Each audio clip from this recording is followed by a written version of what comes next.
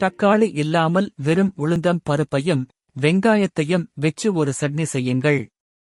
இந்த சட்னி அட்டகாசமாக இருக்கும், மேலும் இது உடலுக்கு சத்தானதும் கூட.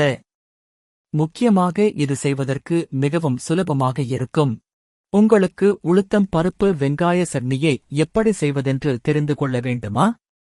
உளுத்தம் பருப்பு வெங்காய சட்னி ரெசிபியின் எளிய செய்முறை, அதைச் செய்து சுவை எப்படி இருந்தது என்று கமெண்டில் பகிருங்கள். தேவையான பொருட்கள்: நல்லெண்ணெய் 1 டேபிள் ஸ்பூன், உளுத்தம் பருப்பு 2 டேபிள் ஸ்பூன், வரமிளகாய் 3 முதல் 4 வரை, வெங்காயம் 2 நறுக்கியது, புளி 1 சிறிய துண்டு, கறிவேப்பிலை 2 கொத்து, பெருங்காயத்தூள் 1/4 டீஸ்பூன், துருவிய தேங்காய் 4 டேபிள் ஸ்பூன்.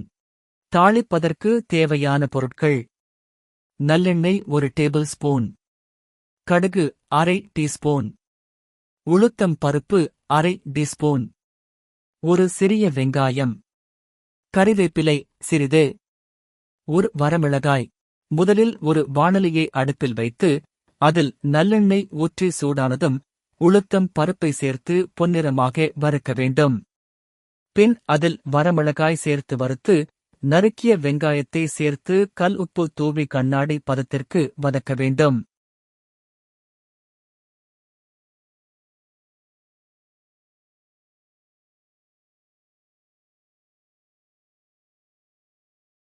பின்பு அதில் புளி, கறிவேப்பிலை சேர்த்து நன்கு 2 நிமிடம் வதக்க வேண்டும்.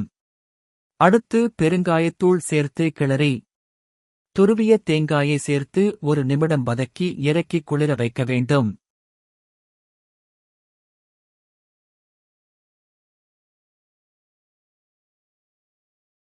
பிறகு மிக்சர் ஜாரில் வதக்கிய பொருட்களை சேர்த்து நன்கு மென்மையாக அரைத்துக் கொள்ள வேண்டும்.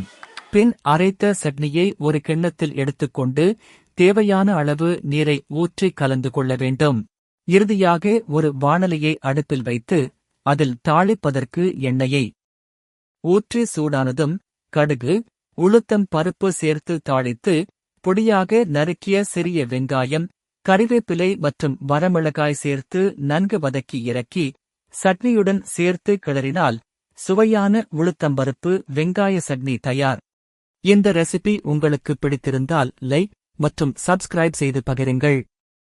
மேலும் இது போன்ற ரெசிபிகளுக்கு தொடர்ந்து இணைந்திருங்கள்.